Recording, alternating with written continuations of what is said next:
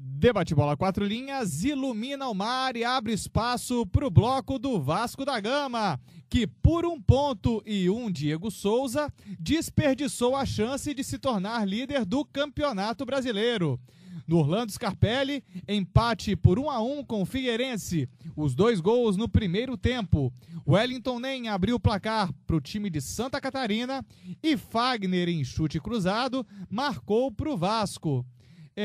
Amigos aqui de mesa, a perda de 2 pontos realmente maquia o fato de ter empatado fora de casa contra um adversário que historicamente é difícil para o time vascaíno? Realmente maquia, né? Porque o que acontece? O Vasco tá lá em cima brigando pelo título, né? E o Corinthians perdeu, o São Paulo perdeu, o Botafogo levou de 5, né? O Flamengo perdeu também, todo mundo perdeu, né? E a exceção do Fluminense que ganhou, né? Então o Vasco deveria ter ganho esse jogo, né? Mas realmente o Figueirense é um adversário muito complicado de se bater jogando em casa, né? Aliás, quem que marcou o gol do Figueirense? Wellington Nem. O Wellington Nem marcou o gol, né? Que, se não me engano, ex-Fluminense, né? que se não me engano pertencia ao Fluminense. Por sinal, o time do Fluminense tem Igor, ex-Fluminense, Somália, ex-Fluminense, Wellington Nem, ex-Fluminense, o Elias, que teve uma passagem relâmpago pelo Fluminense. Exatamente. Agora, Renato Silva, Julinho, Juninho, Felipe e Alexandro. De quem que o Vasco está sentindo mais falta? Eu acho que é do Alexandro, que o Alexandro é mais um homem de área, acho que ele trabalha mais a bola, e eu acho que o Éder Luiz aparece melhor quando joga ao lado do Alexandro. Olha, uma polêmica. Eu discordo e acho que o Juninho está fazendo muita falta devido à saída dele para a Europa, 2 partidas sem. E o Felipe também, né? Sim, os dois. São 2 jogadores que, por mais que sejam mais velhos, eles têm uma qualidade inquestionável. Os dois são fundamentais para a armação do time do Vasco, né? Armação tática, inclusive, né? Porque o Juninho joga de segundo volante, né? E o Felipe... Às vezes ele faz às vezes de terceiro homem. Isso, faz às vezes de terceiro homem. E o Felipe, terceiro homem, geralmente, né? Então, os dois são fundamentais, né? Para a arrumação do time do Vasco, né? Tem muita qualidade no passe, o Juninho chuta muito bem, né? Então, os dois fazem muita falta. O Alexandro, como disse o Quaresma, faz falta também, porque ele sabe sair da área, sabe passar bem a bola para os adversários. Isso. O Alexandro, o pessoal tem criticado muito o fato do Alexandro há muito tempo não estar fazendo gol, mas eu acho que o Alexandro ele está sendo importante para o time, porque nessa função de pivô ele está abrindo taticamente o Vasco. Exatamente. Por quê? Porque ele sai da área e abre espaço para que os meias cheguem perto dela, né? E o Éder Luiz, por exemplo, ele joga bem pelas pontas, né? Então, o Diego Souza ou o Felipe, quando joga, né, são até obrigados a chegar perto da área para poder cobrir esse, entre aspas, buraco deixado pelo Alexandro, né? Agora, com relação, antes de entrar no papo do jogo... Agora o Elton tá numa fase melhor, né? Antes de entrar falando em si do jogo, o Juninho, assim, muita gente tem falado, os comentaristas têm falado, que tá saindo por cansaço, que não tá jogando porque tá sentindo que tá cansado e tal. Das 16 partidas que ele jogou, ele foi substituído, das que ele foi substituído, ele não estava com cansaço, não. Só em 2 ele sentiu cansaço. A maioria foi opção técnica, né? A maioria foi opção técnica. Isso aí, porque o Juninho ele é o primeiro a chegar e o último a sair de todos os treinos. E é o que está mais bem preparado fisicamente. Pois é, o Juninho é um exemplo, né, para todos os outros jogadores, né? Em termos de comportamento, em termos físicos também. E olha que ele tem 36 anos de idade, né? Então é teoricamente muito mais complicado para um jogador de 36 anos estar nos cascos, né? E ele está nos cascos fisicamente falando, né? Assim, mas só dando uma ressaltada nessa informação, é que o Juninho ele é o último a sair também, porque ele faz um treinamento de faltas, né? Exato. Sim, ele bate exato. muito, Então, muitas faltas. Ele, depois do treinamento completo da equipe, ele ainda fica um pouco mais treinando falta. Sim. Mas isso assim. Agora, existem outros jogadores que sabem bater faltas também, que deveriam ficar um pouco mais, né? E até O pra aprender, né? Bernardo. Aprender um pouco mais com ele até. Sim, sim. O Diego Souza também, ele fazia alguns gols de falta nos outros clubes que jogou. Uhum. Agora, é assim, isso quer dizer, estão informando equivocadamente que o Juninho tá saindo por cansaço. É verdade. Às vezes que ele saiu por mal-estar ou saiu por opção tática. É. Acho que o pessoal também, o treinador, como era o Ricardo Gomes, agora é o Cristóvão, tem que ter peito para dizer, olha, substituir por opção tática. Agora, desses desfalques, eu acho que o Vasco sentiu menos o desfalque do Renato Silva, porque o Vitor Ramos fez até uma partida razoável. A melhor partida dele, né? Por enquanto no Vasco. Por isso não sentiu a falta do Renato Silva. E... Bom, se ele fez uma partida razoável, né? Ele fez uma partida boa, né? Acima da média dele, Exatamente. atual pelo Vasco. Tanto que a torcida, mas eu acho que a torcida tá pegando no pé muito cedo do Vitor Ramos. Se já tá pegando no pé, realmente tá pegando no pé cedo demais. No Vasco e Curitiba, quando ele entrou em campo, quando ele tava para entrar em campo, a torcida já tava pedindo, não, Vitor Ramos não. Isso aí é complicado. Porque o que acontece? Ele entrou em poucos jogos e nos jogos em que ele entrou já no final, né? Então é cedo demais para a torcida do Vasco já pegar no pé dele. Agora, voltando à partida Figueirense e Vasco, vocês acham que esses desfalques justificam a atuação sem brilho do time vascaíno lá em Santa Catarina? Olha, justificam um pouco sim, porque aí o Vasco, sem o Felipe e sem o Juninho no meio de campo, a criação fica toda nas costas do Diego Souza, né? Porque entrou o Felipe Bastos, né? O Felipe Bastos, por mais que seja um bom segundo volante, ele não tem o poder de criação que o Felipe e que o Juninho tem, né? Então o Diego Souza fica sobrecarregado, né? O Diego Souza já, assim, tecnicamente ele é um bom jogador, mas não é do mesmo nível do Felipe e do Juninho. Sim. Entendeu? Então já fica um pouquinho mais complicado, né? Eu ainda acho que o Diego Souza era banco. Concordo, também acho. Também acho. Deveria ser banco, entendeu? Aí pra entrar quem? O Bernardo? Não, Felipe e Juninho Pernambucano. Sim, sim.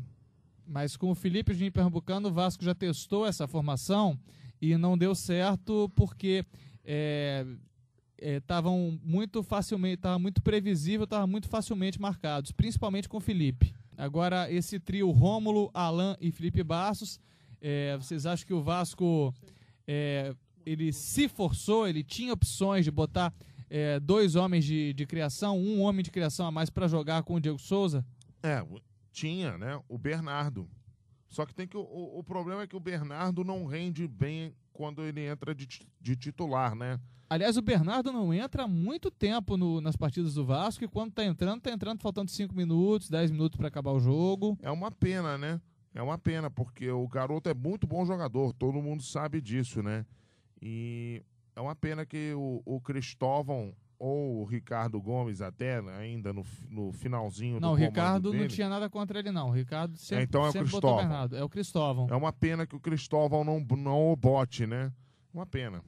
Porque ele é muito bom. Será que de repente não tem alguma coisa a ver com diretoria, empresários, alguma coisa desse tipo? E o Ricardo tinha esse mesmo pedido, mas não acatava, bancava. E já o Cristóvão, por ser um técnico que está substituindo, que não tem nome no mercado. Será que isso tem a ver com o relacionamento do Cristóvão com o empresário do Diego? É isso. Então, é isso que eu estou querendo dizer de forma um pouco mais oculta, mas como você já jogou, é isso que eu quero falar. Realmente. E eu acho que o Bernardo deveria ser mais usado e, quem sabe, mantê-lo para o próximo ano, porque o Vasco vai precisar dessa qualidade dele. E de ter elenco. Sim. E ter elenco para jogar uma Taça Libertadores da América. Porque o Vasco está mostrando que pelo menos tem elenco assim para fazer pelo menos algumas partidas sem brilho, mas quem sabe arrancar Até porque Felipe ponto. E o Juninho Pernambucano já não tem mais idade para suportar esse tipo de jogo. É verdade. Vocês acham que esse trio de volantes, Rômulo, Alan e Felipe Bastos, justifica o Vasco ter sido tão faltoso, ter tido tanta falta, ter cedido tanta falta ao Figueirense? Eu acho que o Alan deveria ser mais usado novamente como lateral direito. Tirava o Fagner. Principalmente porque o Fagner, ele não rende muito bem na parte defensiva. Apesar dele ter feito gol, né, ontem. Fez. Mas eu gosto mais do Alan. O Fagner, inclusive, ele tem uma parte defensiva muito fraca. O Fagner, mas só que o Fagner tem uma grande vantagem, né? O Fagner, ele cruza muito bem. É verdade. O Fagner, ele bota mesmo na medida. E chuta bem, né? Como aconteceu no gol do Vasco, né? Apesar desse gol, ele falou que foi chute, vê claramente que ele tentou cruzar, porque tu vê antes de dar o toque na bola, ele olhar na área, procurar um jogador e depois bate. O detalhe é que tava ventando muito lá em Florianópolis. E mudou a trajetória da bola. Mudou a trajetória da bola. Deu pra perceber, assim, um gol meio espírita, assim. Mas ele jura de pé junto que tentou chutar. Não sei, eu acredito que ele tentou cruzar. Eu também acho. Agora, no gol do Figueirense, é aquele tipo de bola alçada que é traiçoeiro à beça, que qualquer desvio Mata ou falta de desvio, o goleiro já leva o gol. Exatamente. É um gol que nos anos 80, geralmente era narrado como bololô na área, né? Exatamente. Graças ao falecido Valdir Amaral. Realmente. Agora, foi na cobrança de falta, sobrou pro Igor, ex-jogador do Vasco e do Fluminense. Aquele mesmo Igor. A bola desviou no Vitor Ramos. Eu achei que, assim, pela confusão na área, o Vitor estava um pouquinho mal posicionado. A bola iria na direção do Fernando Praz. Poderia até ter sido o gol do Igor, mas sobrou para o Wellington Nem. O Wellington Nem, desmarcado, colocou a bola na rede logo aos 4 minutos. O Vasco acabou tendo até um certo poder de reação. E tendo tranquilidade para isso, né? Porque normalmente esses times que levam gols logo no início do jogo, eles ficam um tantinho nervosos, né?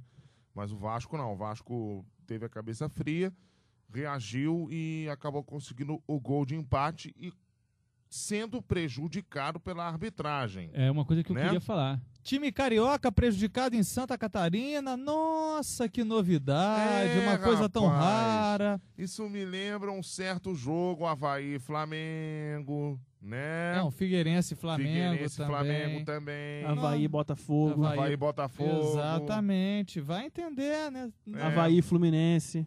Exatamente. Eu queria citar 2 lances assim que para mim foi muito garfado, que foi um lance, uma jogada boba na área, que se eu não estou enganado, o Elton correu, o Wilson deu uma esbarrada nele, sim, fora da jogada. Não sei o porquê o juiz ou bandeira não marcou, porque aquilo foi pênalti. E um outro lance também, uma disputa, se eu não estou enganado, do Diego Souza com o goleiro, que ele fez até o gol de cabeça. Eu não vi por que não foi gol. Ele deu toque de mão. Aquele gol eu achei que realmente o Diego Souza ajeitou um pouquinho, bateu na mão dele. Eu não consegui ver o toque. O lance diz que... O jornal Lance diz que foi gol normal. Eu também não consegui ver toque de mão algum. Eu achei que nesse segundo lance, para mim, eu marcaria um toque de mão. Agora, no primeiro gol, eu não vi absolutamente nada. Não estava impedido, não vi falta do Elton, ele marcou impedimento. Ele veio da mesma linha, se antecipou e fez o gol. Exatamente. O árbitro também foi muito conivente com muitas entradas violentas dos dois lados. E tanto que o pessoal percebeu, tanto o Figueirense quanto o Vasco percebeu, que toda vez que aconteceu alguma falta ou achavam que era um falta, o cara já caía querendo cavar alguma expulsão do adversário. Isso aí realmente prejudicou muito o jogo. Foi mais ou menos parecido com o jogo do Flamengo e Figueirense, que o jogo ficou violento. Bastante. Todo mundo caía de braço aberto. Opa, foi falta. Agora, falando do Diego Souza mais uma vez fazendo uma partida bem abaixo do esperado. Eu tô reparando que o Diego Souza tá jogando muito perto da área. Tá jogando excessivamente perto da área. Tá praticamente, às vezes, parece que ele é o centroavante. Eu acho que o Diego Souza poderia, se ele tivesse nascido tipo há uns 15 anos atrás, poderia ser aquele jogador que o Zagallo chamava de número 1. É verdade. Ele tem as características daquele jogador que ele sempre chamou de número 1. É um jogador forte, que sabe criar, que tem uma qualidade boa, mas não é para esse time do Vasco. Ele tá jogando realmente bem próximo da área e às vezes até te confunde se ele é ou não é o atacante do time. Tanto que o Kim entrou em campo, ele... Quem? O Kim, ele mesmo. Toda hora você vai falar do Kim pra falar do Kim. Além dele ter perdido 2 chances porque foi fominha, ele... O Diego Souza. O Kim, tô me referindo ao Kim. Ah, tá. Aí foi um ele originalmente eu acho que ele é centroavante, ele veio como para ser uma sombra pro Alexandre e pro Elton. Ele tá centroavante, aí o Cristóvão tava botando ele para jogar pelas pontas. Seria uma forma também de compensar que o Éder Luiz estava sumido? Seria, né? Porque o Éder Luiz realmente ele não tá numa fase muito boa, né? Já há algum tempo, né? Ele Mas tem sido a válvula de escape do Vasco. Sim, tem sido. Mas ele oscila muito, jogos bons com jogos ruins, né? E, enfim... Você acha que tá na hora de botar o Éder Luiz um pouco no banco para ele sentir um pouco de pressão? Mas botar quem? Leandro Cara Feia? Leandro Cara Feia, ou até problema. aquele menino que tá no Nova Iguaçu, tá no elenco do Vasco. O Bárbio, né? Bárbio. William Bárbio? Aonde foi parar o Jonathan? O Jonathan tá no Vasco também. É um excelente jogador. É verdade. Seria bom o Cristóvão usar um pouquinho o Bárbio, né? Botar ele no banquinho por enquanto, né? Depois botar no segundo tempo. Pra gente ver, né? Se ele rende, o Bárbio, o que rendia no Nova Iguaçu. Né? E outra coisa, Diego Souza não pode ser colocado como centroavante. Não. Principalmente depois daquele chute inacreditável que ele perdeu no fim da partida. Vem cá, o Diego Souza tá bebendo na mesma fonte que o Leandro Amaral? Tá. Porque ele perdeu um gol.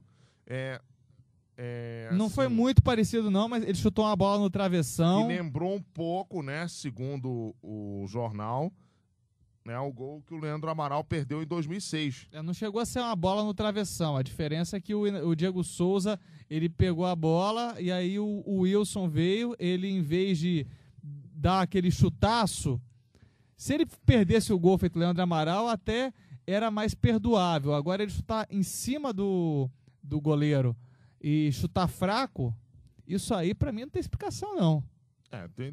Até tem um pouco, né, o Vinícius? Tem sim. Ele tentou chutar colocado no canto. Mas aí... Ansiedade ou displicência? Pode ser um pouquinho de displicência, viu? Conhecendo o Diego Souza, do jeito que eu conheço, ele tem uma tendência à displicência. Olha, essa rixa do Fernando Diniz com o Diego Souza é antiga. Não é rixa não, cara. É porque eu conheço o jogador. Conheço, assim... de vê-lo jogar, né? Diniz, em um certo ponto, ele tem razão, quando o próprio Diniz sempre disse aqui na mesa que o Diego Souza sempre consegue arrumar confusão por onde passa. Arrumar confusão, assim, não sei se ele tá arrumando no Vasco, mas ele tá bem apagado. Não, mas eu não disse que ele tá arrumando confusão no Vasco, eu falei que por onde ele passa, sim. ele sempre arruma confusão. Sim, claro. Mas no Vasco ele tá mais calmo. Aparentemente sim. Do lado do Figueirense, destaque para o Wilson Pitoni e para o Wellington Nem. Bons jogadores, né? Bons jogadores.